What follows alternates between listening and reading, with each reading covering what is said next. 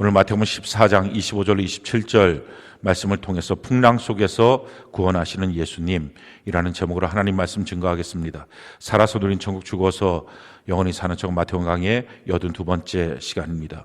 오늘 말씀의 핵심적인 내용은 예수 믿는 성도들에게 고난이 올 때 왜 오는지, 또 그 고난 가운데 주시는 목적은 뭔지, 우리는 고난 가운데 어떤 모습을 가져야 될 것인지, 이 내용에 대한 말씀입니다.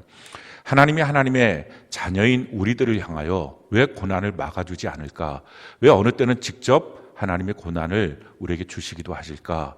우리도 우리 자녀들을 키우게 될 때 우리 자녀들이 고난받는 일을 우리가 다 싫어해서 우리가 미연에 방지하기도 하고 또 막기도 하는데, 또 그것을 위해서 준비도 하는데, 전능하신 하나님이 왜 하나님의 구원받은 하나님의 자녀들을 위해서 이 고난의 문제에 대해서 어느 때는 좀 방치하는 것 같은 느낌을 받을 때도 있는데 왜 그렇게 하실까 하는 것입니다. 오늘 내용은 예수님의 명령대로 제자들이 갈릴리 바다로 배를 타고 가다가 밤 사경쯤에, 그러니까 새벽 한 3시, 4시, 5시 이때쯤까지 지속적인 풍랑 가운데 거의 죽을 지경이 되었을 때 주님이 찾아오셔서 그것을 구원하시는 광경이 오늘 소개되고 있습니다. 왜 예수님의 명령대로 그 배를 타고 떠나갔던 제자들에게 이와 같이 풍랑이 있고, 그 풍랑을 처음부터 없게 하실 수 있었던 전능하신 하나님이 왜 그것을 허용하셨을까 하는 것입니다. 왜 우리 인생에 고난이 찾아오는가 하는 거죠. 성경 전체를 살펴보면 예수 믿는 사람들에게, 그러니까 안 믿는 세상 모든 사람들과의 차원이 다르죠. 하나님의 자녀인, 하나님의 백성인 이 예수 믿는 사람들에게 왜 고난이 올까? 이유를 보면 크게 3가지 이유가 있습니다. 제일 첫 번째 이유는 예수 믿는 사람들이 죄를 지었기 때문에 고난이 있습니다. 성경이 우리에게 이와 같이 말씀합니다. 시편 107편 10절로 11절 우리 같이 한번 한 목소리 읽어볼까요? 시작. 사람이 흑암과 사망의 그늘에 앉으며 곤고와 쇠사슬에 매임은 하나님의 말씀을 거역하며 지존자의 뜻을 멸시함이라. 사람이 왜 흑암과 사망의 그늘에 앉고 곤고와 쇠사슬에 매이게 되느냐? 이유는 하나님의 말씀을 거역하고 지존자의 뜻을 멸시했기 때문이다. 하나님의 말씀대로 살지 않는 것, 하나님의 뜻을 거역하고 멸시하는 것, 하나님의 말씀으로부터 삐뚤어진 인생을 사는 것, 이게 죄인데 이 죄로 말미암아서 고난이 닥쳐온다라는 것입니다. 이 고난에 대한 하나님의 해결책, 그것은 이렇게 말씀합니다. 시편 107편 19절로 20절 우리 같이 한번 한 목소리 읽어볼까요? 시작. 이에 그들이 그들의 고통 때문에 여호와께 부르짖음에 그가 그들의 고통에서 그들을 구원하시되 그가 그의 말씀을 보내어 그들을 고치시고 위험한 지경에서 건지시는도다. 우리가 고통 가운데 있을 때 하나님의 해결책, 우리 보고 하나님이 요구하시는 것, 하나님께 기도하고 부르짖으라 하는 것입니다. 우리가 하나님께 기도하면 하나님이 들어주신다 하는 것입니다. 그런데 우리가 여기서 한 가지 주의를 기울여야 될 것은, 우리는 이런 생각을 합니다. 내가 고통 가운데 하나님께 부르짖어 기도하면 하나님 이 고통을 해결해 주실 것이다, 이렇게 생각을 합니다. 근데 성경은 그렇게 나와 있지 않습니다. 우리가 왜 그런데 하나님께 기도하면 하나님이 해결해 주신다, 이런 고정관념을 갖고 있었을까? 그것이 우리가 지나간 인생 가운데 있었던 전통적인 신에 대한 섬김의 방식입니다. 백일지성을 드리면, 가서 뭐를 하면, 빌면, 1000번 절하면, 그러면 이 문제가 해결된다. 부적 한 번 쓰면 해결되고 굿 한 번 하면 해결된다. 이와 같은 잘못된 고정관념들을 갖고 있기 때문에 그렇습니다. 하나님은 그렇게 하지 않으십니다. 우리가 기도하는 거예요. 고난이 왔을 때 기도하면 하나님이 어떻게 하시는가? 이렇게 말씀하세요. 이에 그들이 그 고통 때문에 여호와께 부르짖게 되면 하나님은 그들을 구원하시는데, 어떻게 구원하시느냐? 20절에 보니까 그가 그의 말씀을 보내어 그들을 고치시고, 하나님의 말씀을 주십니다. 그래서 우리가 하나님 앞에 고통 때문에 부르짖어 기도하면 강단을 통해서 주시든지, 큐티를 통해서 주시든지, 셀 공동체나 서로 권면을 통해서, 셀장을 통해서 주시든지, 이런 여러 가지 경로를 통해서 말씀을 주시고, 그 말씀을 붙들고 그 말씀대로 순종하며 살아갈 때 그 문제가 해결되고 구원을 받는다 하는 것입니다. 지금 이 고통의 문제가 왜 생긴 겁니까? 말씀에서 삐뚤어져서 생긴 것입니다. 그러니까 말씀에서 삐뚤어졌는데 말씀대로 다시 순종해야 회복이 되는 거지. 말씀에서 삐뚤어졌는데 기도하고 그것이 무슨 어떤 효염이 있는 것처럼 그래서 하나님이 그냥 그 문제를 다 무효화시키고 건져내고 이렇게 하지는 않으신다 하는 거예요. 자, 그러면 말씀을 주어서 그것을 풀어주시는데 말씀으로 우리를 거듭나고 말씀을 순종함으로 바꾸어서 고난의 문제에서 우리를 건져내시는데 그 내용을 좀 더 자세히 살펴보면 이렇게 말씀하십니다. 시편 147편 18절 우리가 한번 읽어볼까요? 시작. 그의 말씀을 보내사 그것들을 녹이시고 바람을 불게 하신즉 물이 흐르는도다. 이게 하나님이 우리의 문제를 해결하시는 방법이십니다. 우리가 하나님께 고난 가운데 간절히 기도하면 하나님 말씀을 주십니다. 그 말씀을 받았을 때 우리 마음이 어떻게 됩니까? 해석이 됩니다. 내 삶의 수많은 고통 때문에 거칠어지거든요. 왜 내 삶에 이런 문제가 생겨? 왜 이런 인생 때문에 내가 이렇게 힘들어야 돼? 왜 자녀가 이렇고 내 삶의 모든 문제들이 왜 이런 문제가 생겼어? 라고 마음이 거칠어지고 힘들어졌을 때 하나님이 주시는 말씀을 딱 듣게 되면 그 말씀으로 거칠어진 마음이 녹아집니다. 그래서 이것을 자기 인생의 말씀으로 해석됐다 이렇게 표현하는 것입니다. 큐티를 통해서 내 인생이 해석이 되든지 강단의 말씀을 통해서 해석이 되든지 아니면 셀 공동체 안에서 셀장을 통해서 또 셀 그 지체들을 통해서 주는 그 말씀을 통해서 자기의 거칠어진 마음이 녹아집니다. 해석이 됩니다. 자, 해석이 되고 난 다음에는 바람이 불기 시작합니다. 우리가 바람이 불면 어떤 일이 생깁니까?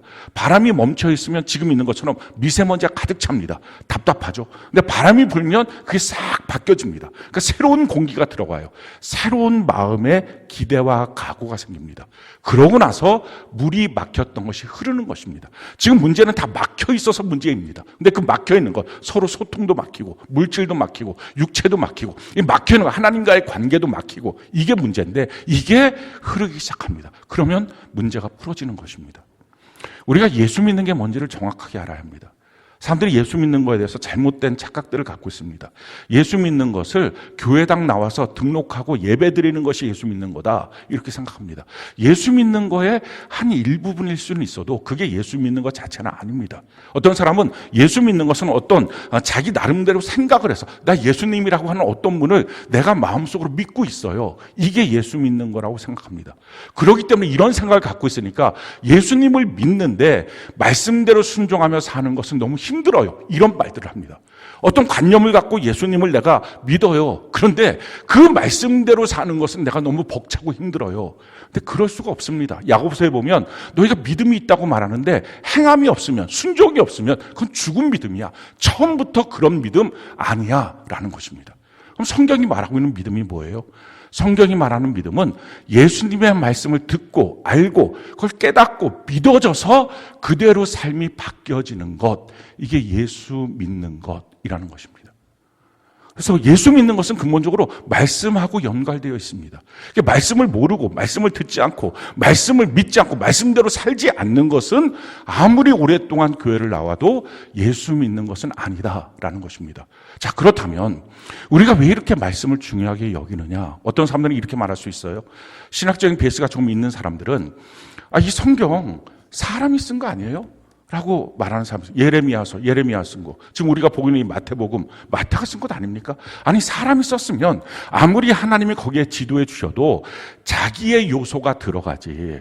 그러니까 100% 하나님의 말씀은 아니고 여기서 하나님의 뜻과 뉘앙스를 찾으면 되지. 이게 어떻게 1.1에게 틀림이 없는 하나님의 말씀이라고 볼 수 있겠습니까? 사람이 썼는데 이렇게 주장하시는 분도 있어요. 또 한 가지는 하나님이 썼다고 해도 하나님이 그 말씀을 그대로 주셨다 해도 지금 흘러온 세월이 몇천 년이 흘렀는데 그 사이에 여러 가지 언어로 번역이 되고 히브리어, 헬라어 이렇게 되었던 것이 한국말로도 번역되고 이러면서 오역이 되면서 우리에게 원어 그대로의 말씀이 전달되는 거 그거 아니지 않습니까? 라고 하나님의 말씀에 대해서 이거 틀린 것 아니냐? 틀린 부분도 있겠죠. 이렇게 얘기하시는 분들도 있습니다. 또 한 가지는 이 하나님의 말씀 아주 오래된 말씀인데 그 오래된 말씀이 오늘 우리가 읽을 때 교훈을 받을 수는 있어도 이게 그냥 그대로 적용되는 그대로 순종되는 하나님의 말씀이다.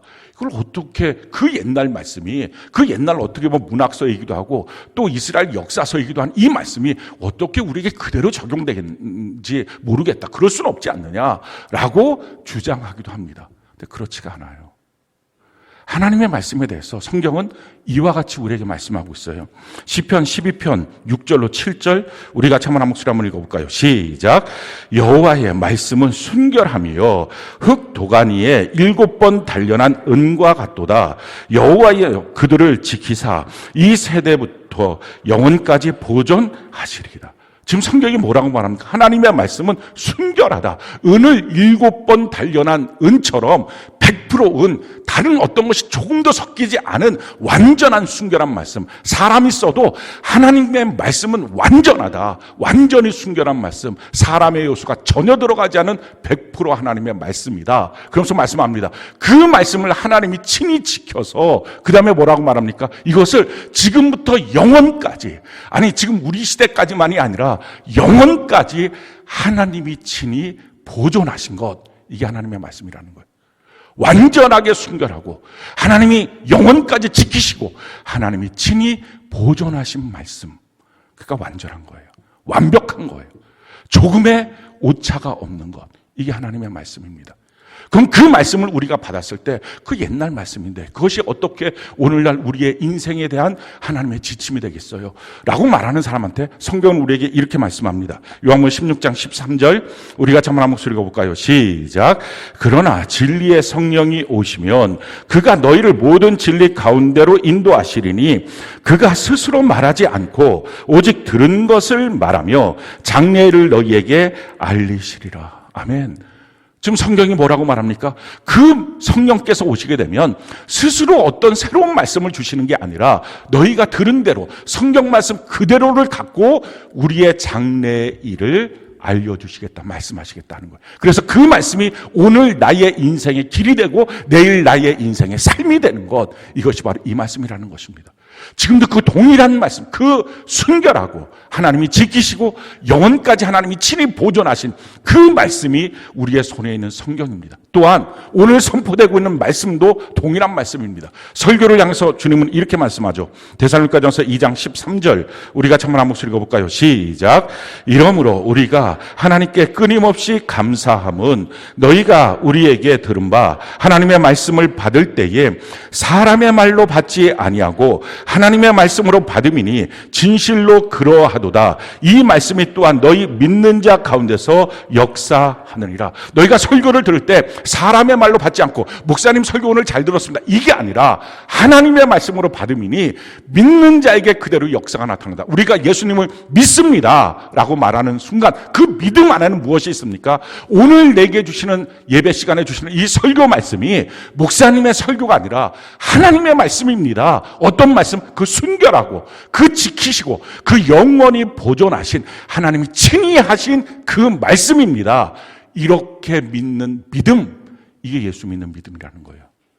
그리고 우리가 교회 공동체 안에서 서로 셀장과 함께, 세런들과 함께 그 말씀의 은혜를 나눕니다. 그 나누는 말씀에 대해서 성경은 이와 같이 우리에게 말씀하죠. 에베소서 5장 26절로 27절 우리 같이 한번 목소리 읽어볼까요? 시작.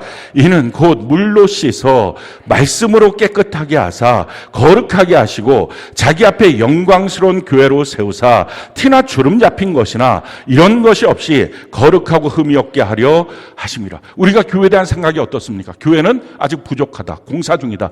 교회는 뭔가 주름도 있고 흠도 있고 티도 있고 아직 연약하다, 완전하지 않다. 물론 그런 면도 있습니다. 근데 교회의 본질이 무엇입니까? 주님 말씀하는 것. 그 말씀으로 씻으사 거룩하게 하시고, 그 말씀이 뭐예요? 완전한 순결한, 완전히 지켜진, 완전히 영혼까지 보존된 그 말씀으로 씻겨서 깨끗하게 해서 주름 잡힌 거나 티도 없는 게 교회다라는 거예요.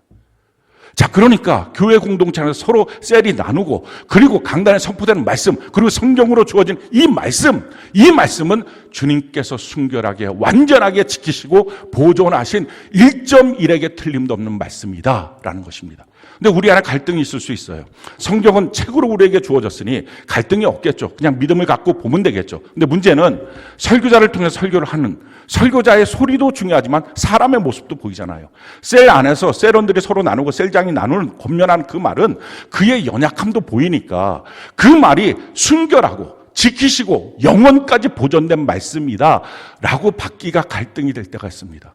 근데 그래서 그 말씀이 내게 부딪히고 갈등이 됐을 때 어떻게 해소하느냐, 성경이 우리에게 이렇게 말씀하죠. 사도행전 17장 11절 우리가 참만한 목소리 읽어볼까요? 시작. 베레아에 있는 사람들은 데살로니가에 있는 사람들보다 더 너그러워서 간절한 마음으로 말씀을 받고 이것이 그러한가 하여 날마다 성경을 상고함. 간절한 마음으로 말씀을 받으라. 이 말은 하나님의 말씀, 그 순결하고 그 지켜지고 영원히 보존된 말씀으로 말씀을 받고, 그런데 정말 자기 마음에 갈등이 생기거든 성경을 상고해서 맞는지 틀리는지 보고, 그래서 성경대로 맞으면 맞는 거고 성경이 틀리면 그 말씀을 거절하면 된다라는 것입니다. 강하냐 약하냐가 아니라 옳으냐 그르냐, 이것으로 하나님의 말씀을 온전히 분별해야 된다 하는 거예요. 그래서 하나님의 말씀을 믿는다는 것은 이처럼 내게 주어진 성경과 설교와 셀 공동체에서 나누는 겉면의 그 말씀, 그것이 순결하고 그것이 지켜지고 영원까지 보존된, 하나님이 친히 보존한 말씀이다, 이렇게 믿으면서 그 말씀대로 깨닫고 알고 순종하며 사는 것, 이게 예수 믿는 거예요. 자, 근데 문제는 이것입니다. 이렇게 그 말씀을 듣고 우리가 순결하게 살면 되는데, 문제는 들은 말씀으로 살지 않는다는 거예요. 내가 말하고 있는 셀 공동체에서 나누고 있어요. 나누고 있는 말로 내가 살지 않는다는 거예요. 그럼 사람은 뭘로 살아요? 마음으로 살아요. 마음이 다 아는 거예요. 결론적으로 내가 멋지게 그래서 배운 신앙이라는 것이 소용없다는 말이, 그냥 배워서 멋지게 정답처럼 말하고 있는 그 말, 이것 자체보다 훨씬 더 중요한 것, 정말 내 마음에 심겨진 말씀이 뭐냐 하는 거예요. 내 마음에 심겨진 말씀대로 그냥 삽니다. 말은 기가 막히게 해놓고 아는 척은 기가 막히게 해놓고 결론은 자기 마음대로 사는 거예요. 그래서 사람들이 이런 식으로 말해요. 제 마음이 결정했어요.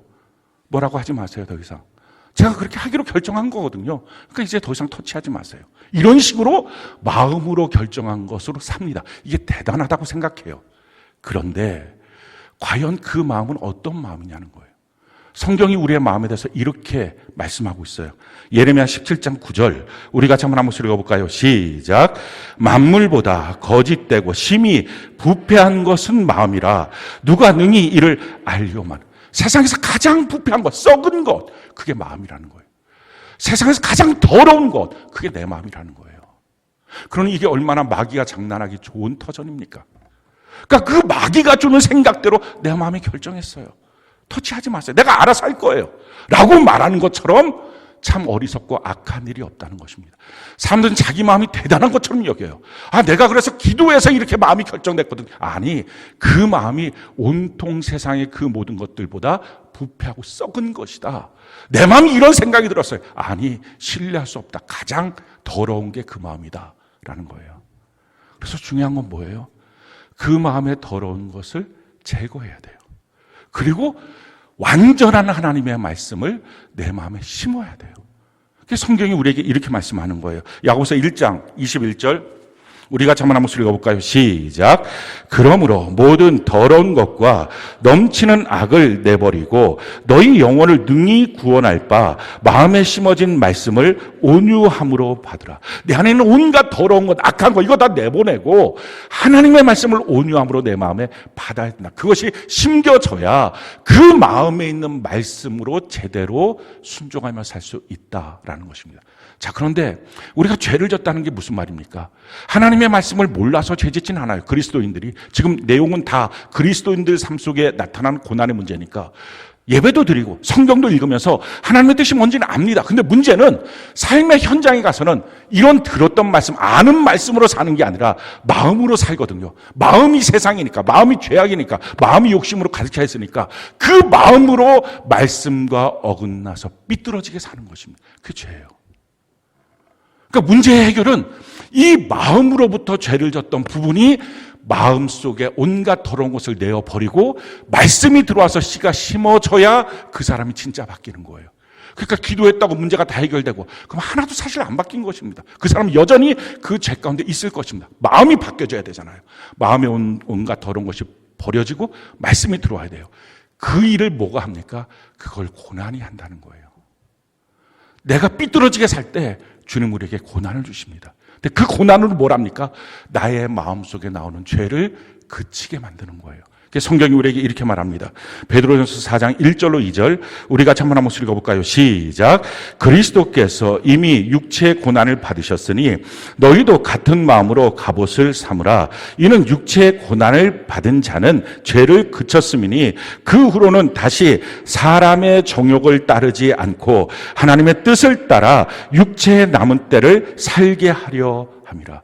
내 마음속에 일어났던 정욕대로 살고 있는 내 마음에 이것을 그치게 만드는 것, 그게 고난이에요. 그래서 고난도 유익이라는 거예요. 하나님의 백성들 가운데 내가 죄져서 고난이 왔어요. 이건 단순한 처벌이 아니라 나의 삶에 대한 진정한 회복이고 나의 삶을 진실로 성숙시키는 하나님의 은혜예요. 그래서 왜 믿는 나에게 고난이 와요? 그게 회복이고 성숙이니까. 그 마음을 진짜 바꿔주는 거니까. 그래서 그 마음에 있는 온갖 더러운 것을 내보내고 하나님의 말씀을 온유함으로 받을 수 있는 마음의 준비 자세가 고난을 통해서 주어지기 때문에, 그래서 고난이 유익이고요. 그래서 죄를 졌을 때 고난이 오는 것은 은혜와 축복입니다. 세상 사람들은요, 죄 져도 고난이 안 와요. 그러니까 서서히 무너지고 지옥에 가는 것입니다. 하나님의 백성들 가운데 나보다 훨씬 더 큰 죄를 지은 세상 사람들 왜 내버려 두고 나는 그렇게 죄 안 지려고 애쓰다가 한두 개 넘어지면 왜 하나님이 나를 이렇게 보시고 꼭 경찰관처럼 찾아와서 꼭 교통경찰관 티켓 끊는 것처럼 그렇게 와서 나를 괴롭히느냐? 그게 아니고요. 하나님의 사랑하는 자녀니까 내 마음속에 있는 정욕을 뽑아내고 내 마음속에 삐뚤어진 마음을 뽑아내고 하나님의 말씀으로, 심겨진 말씀으로 살 수 있도록 하기 위해서, 죄를 그치게 하기 위해서, 마음속에 심겨진 말씀이 있도록 하기 위해서 주님은 내 삶에 고난을 주신다 하는 거예요. 두 번째, 예수 믿는 사람들에게 고난이 있는 이유, 그것은 마귀가 공격해서 그렇습니다. 성경이 우리에게 이와 같이 말씀합니다. 욥기서 1장 1절 우리가 한번 한 목소리 한번 읽어볼까요? 욥기서 1장 1절 같이 한 목소리 시작. 우수 땅에 욥이라 불리는 사람이 있었는데 그 사람은 온전하고 정직하여 하나님을 경외하며 악에서 떠난 자더라. 자, 욥이라고 하는 사람에 대한 성경의 평가는 그는 좋은 성도였다라는 것입니다. 근데 그 좋은 성도에게 고난이 찾아옵니다. 욥기서 1장 14절로 16절 우리 같이 한번 한 목소리 읽어볼까요? 시작.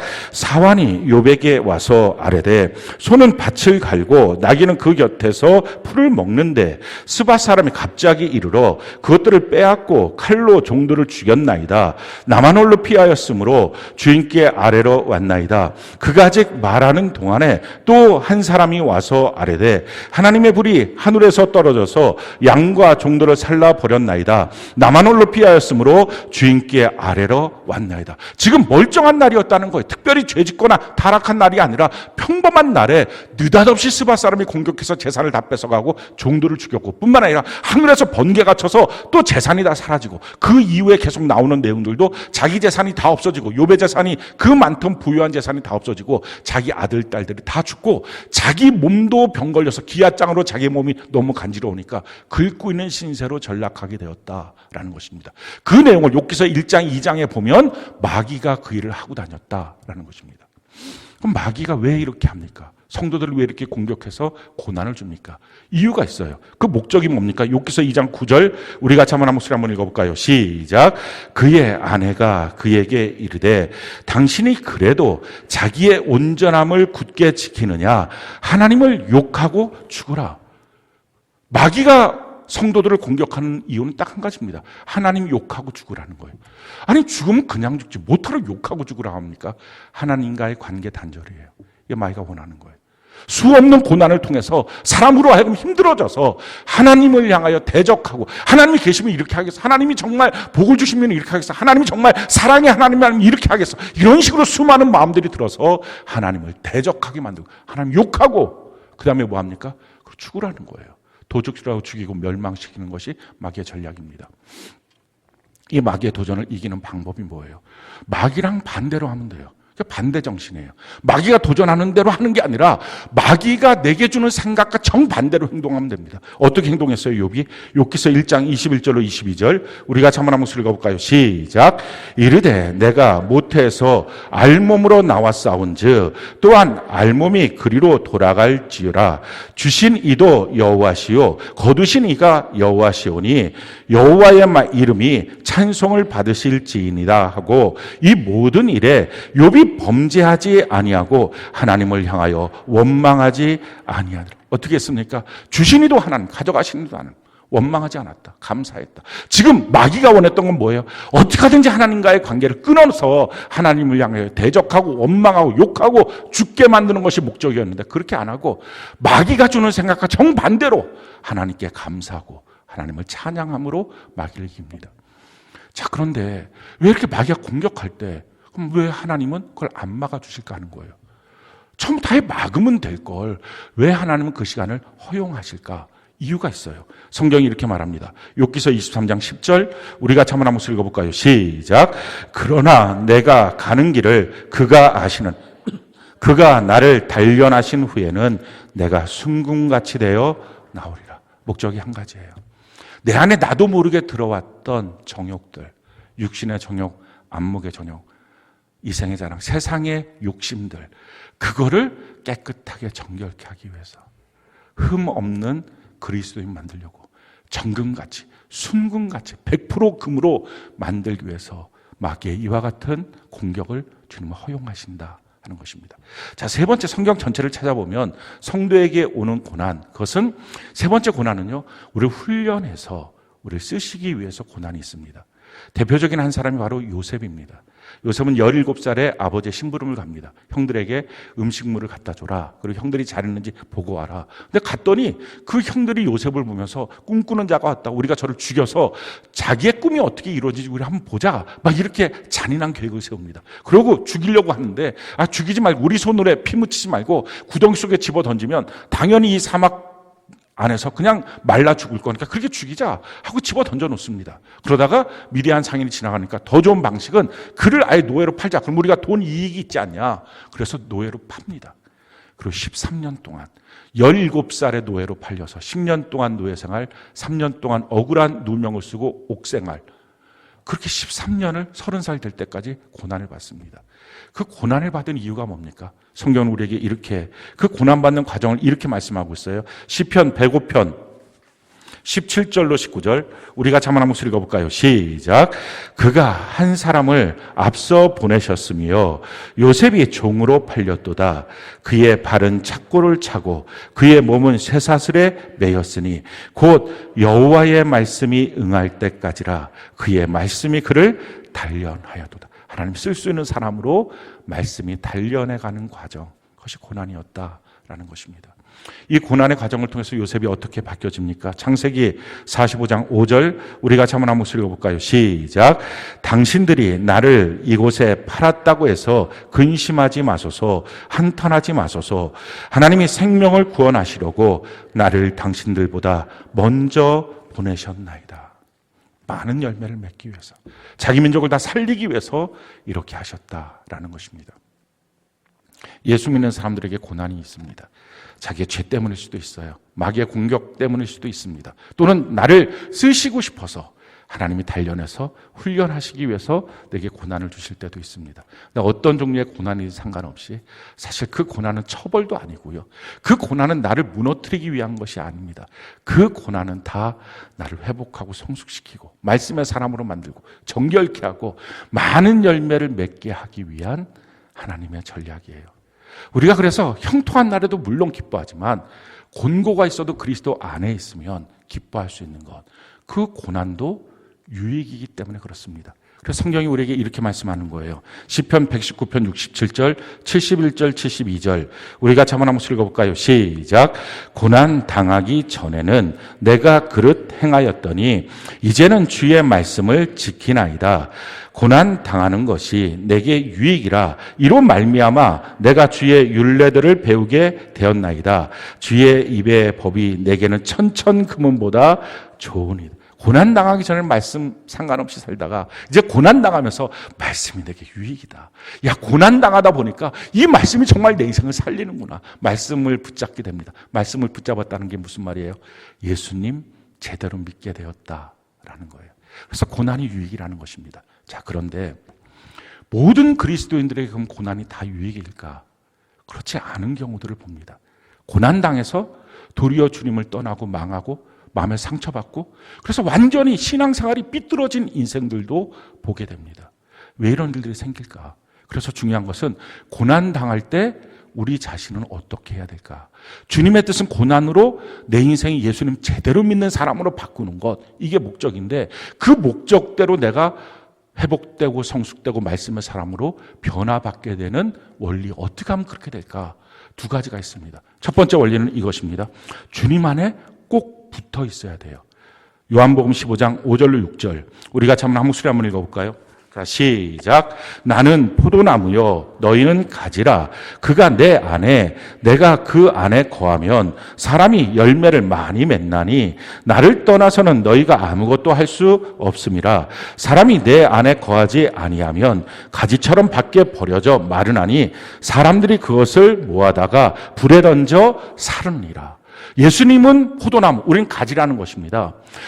강력한 햇볕의 그 뜨거움의 고난, 막 세찬 그 태풍 같은 그 바람의 고난, 그 햇볕이냐 바람이냐 이게 중요한 게 아니라 내가 포도나무에 붙어 있느냐 떨어져 있느냐의 문제라는 거예요. 붙어 있으면 잎이 나와서 광합성이 됩니다. 햇볕이 있으면. 바람이 불면 거기에 붙어 있으면 깨끗해집니다. 나무가. 근데 문제는 떨어져 있으면 강력한 햇볕 가운데 말라버리고요. 떨어져 있으면 그 바람과 빛 가운데 썩어져 버립니다. 햇볕의 문제가 아닌 거예요. 바람의 문제가 아닌 거예요. 태풍이 이렇게 강하기 때문에 햇볕이 내 삶에 이렇게 고단하게 오니까 내가 그랬어요가 아니라 붙어 있으면 더 잘 될 것을 떨어지니까 죽는 것입니다. 사랑하는 성도 여러분, 여러분들 삶 속에 혹시 고난이 찾아왔을 때 죽을 것 같습니까? 그거는 떨어져 있어서 그래요. 고난이 찾아도 더 싱싱하게 살아있는 것, 붙어 있으면 됩니다. 자, 그런데 예수님께 붙어 있다는 말을 사람들이 자꾸 관념으로 생각해요. 나 붙어 있어요. 나 주님 믿어요. 나 맨날 주님 생각하고 있고요. 그게 아니에요. 예수 믿는 것은 실제예요. 실제. 내 삶에 실제로 적용되고 움직이고 나타나고 판명되고 검증되는 거예요. 자, 그럼 어떻게 하는 게 예수님께 붙어 있는 것입니까? 성경이 우리에게 이렇게 말씀을 하죠. 골로새서 2장 6절로 7절 우리 같이 한번 읽어볼까요? 시작.